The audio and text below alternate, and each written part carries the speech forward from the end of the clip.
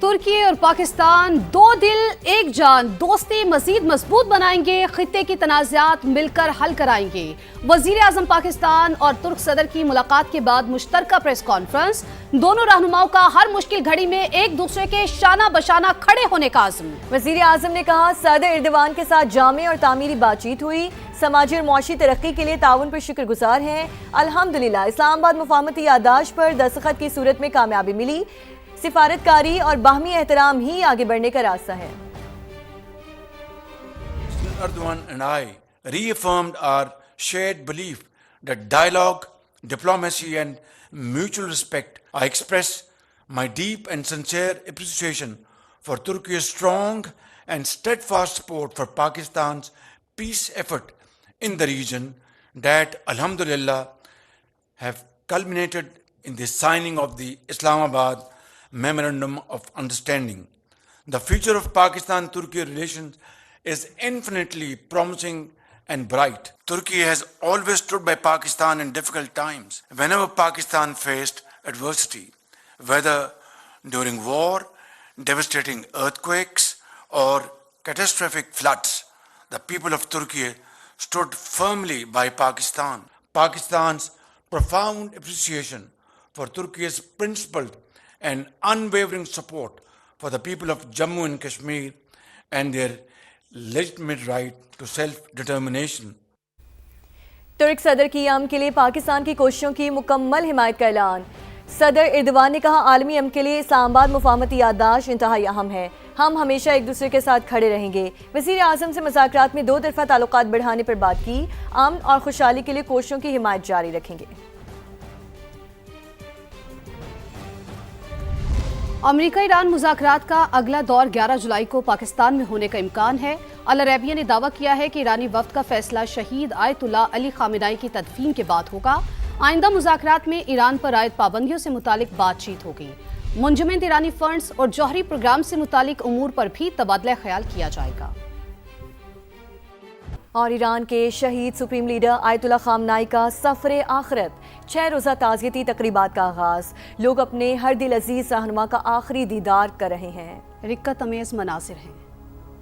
ایران کے شہید supreme leader آیت اللہ سید علی خامنئی کا سفر آخرت، 6 روزہ تعزیتی تقریبات کا آغاز، جسد خاکی امام خمینی سینٹر میں موجود، باہر لاکھوں افراد جمع، ایرانی عوام شدت غم سے نڈھال، ہر آنکھ اشکبار۔ تہران میں عوام کا جم غفیر ہے، ہر کوئی اپنے شہید رہبر اعلیٰ کو خراج عقیدت پیش کر رہا ہے۔ خواتین کی بھی بڑی تعداد موجود ہے۔ فوج کے خصوصی دستے کا شہید سپریم لیڈر کو سلام عقیدت۔ اسپیکر باقر کالباف دعا کرتے رو پڑے، عباس عراقچی بھی آبدیدہ ہو گئے۔ 6 جولائی کو تہران کی سڑکوں پر سید علی خامنئی کے جنازے کا مرکزی جلوس برآمد ہوگا۔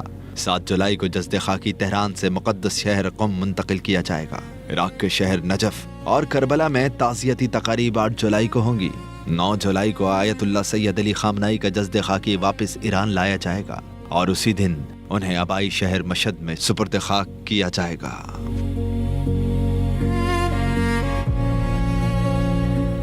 ایران کو شہید سپریم لیڈر کی تدفین کے لیے 1 ہفتے کی مہلت دی کیونکہ ہم اچھے اور با اخلاق لوگ ہیں۔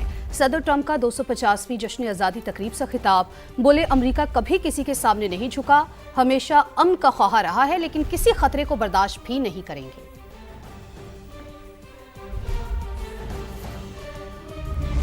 جب بھی عالمی امن کو خطرہ لاحق ہوا، امریکہ اور پاکستان ساتھ کھڑے رہے۔ صدر ٹرمپ نے ممکنہ تباہ کن جنگ رکوا کر کروڑوں زندگیاں بچائیں۔ دنیا کے کئی بڑے تنازعات کے خاتمے کے لیے ٹرمپ کی کوششیں قابل قدر ہیں۔ پاکستان کی سیاسی قیادت کا امریکہ کے یوم آزادی پر پیغام، امریکی قیادت اور عوام کو مبارکباد دی۔ صدر مملکت آصف علی زرداری نے امریکی صدر کے نام خط میں دورہ پاکستان کی دعوت دے دی، لکھا واشنگٹن آزادی، جمہوریت اور مساوی مواقع جیسے اقدار کو آگے بڑھا رہا ہے۔ 250 سال میں امریکی عوام کے کارناموں نے دنیا کی ترقی میں کردار ادا کیا۔ وزیر اعظم شہباز شریف نے کہا ہم وائٹ ہاؤس کے ساتھ مل کر شاندار سنگ میل کا جشن منا رہے ہیں۔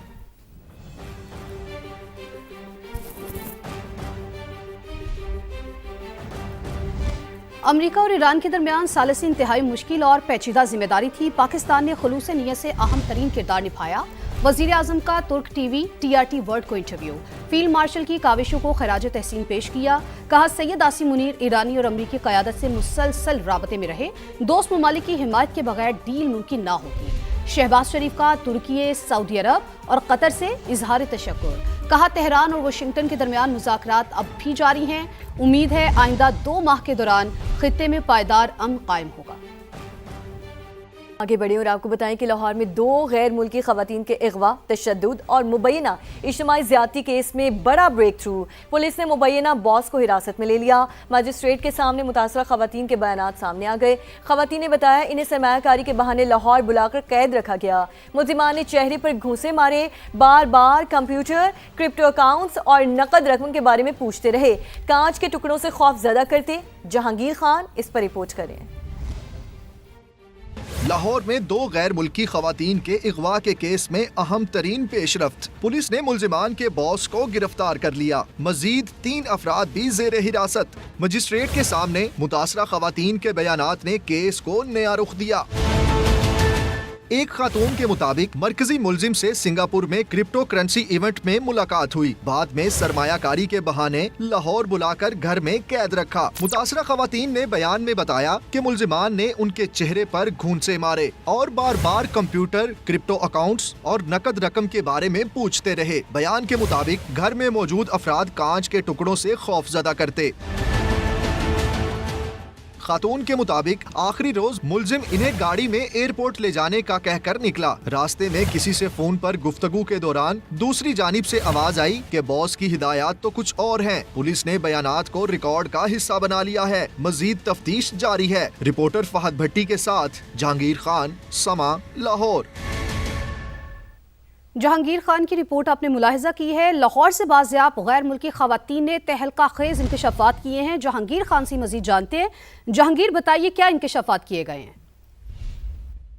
लाहौर में 2 गैर मुल्की खवातीन के साथ मुबैना ज़्यादती और अगवा के वाक़े ने एक नया रुख इख्तियार कर लिया है। पुलिस की जानिब से यह दावा किया गया था कि दोनों गैर मुल्की खवातीन को 2 घंटे में बाज़याब करवाया गया है, लेकिन एक मुतासरा खातून के अदालत में दिए गए बयान ने पुलिस के इस दावे को मशकूक कर दिया है। मुतासरा खातून ने अदालत में यह बयान दिया है कि दोनों खवातीन को मरकज़ी मुलजिम, जो कि मुकदमा में नामजद भी है, अपनी जो अमाउंट है वो ट्रांसफ़र करवाने के बाद एयरपोर्ट लेकर जा रहा था कि इसकी गाड़ी को हादसा पेश आया और दोनों खवातीन ने गाड़ी से कूदकर भट्टा चौक के करीब एक मकानी की दुकान में पनाह ली। मुकामी अफराद ने ट्रैफिक वार्डन को बुलाया। ट्रैफिक वार्डन ने आकर इन दोनों खवातीन से पूछगछ की और उसके बाद पंजाब पुलिस को इस वाक़े से मुतालिक इत्तला कर दी। ट्रैफिक वार्डन की ही मौजूदगी में पंजाब पुलिस मौका पर पहुंची और दोनों खवातीन को तहवील में ले लिया गया। खातून के इस बयान की तस्दीक एक तस्वीर ने कर दी है जो कि समा ने हासिल की है। इस तस्वीर में दोनों खवातीन को ट्रैफिक वार्डन और पुलिस की मौजूदगी में मकैनिक की दुकान में देखा जा सकता है। खातून ने यह भी अपने बयान में बताया है कि मुलजिम रज़ा जो है उसका बॉस उसको रास्ते में फ़ोन पर इंस्ट्रक्शंस दे रहा था और जिस दौरान इसकी गाड़ी को हादसा पेश आया तो दोनों खवातीन ने अपनी जान बचाने के लिए गाड़ी से छलांग लगाई। पुलिस का इस हवाले से कहना है कि खवातीन का बयान मजिस्ट्रेट के रूबरू रिकॉर्ड करवाया गया है। इस हवाले से मज़ीद तहकीकात अभी जारी हैं और तफ्तीश मुकम्मल होने के बाद इस वाक़े के हवाले से मज़ीद हक़ाइक़ सामने लाए जाएंगे।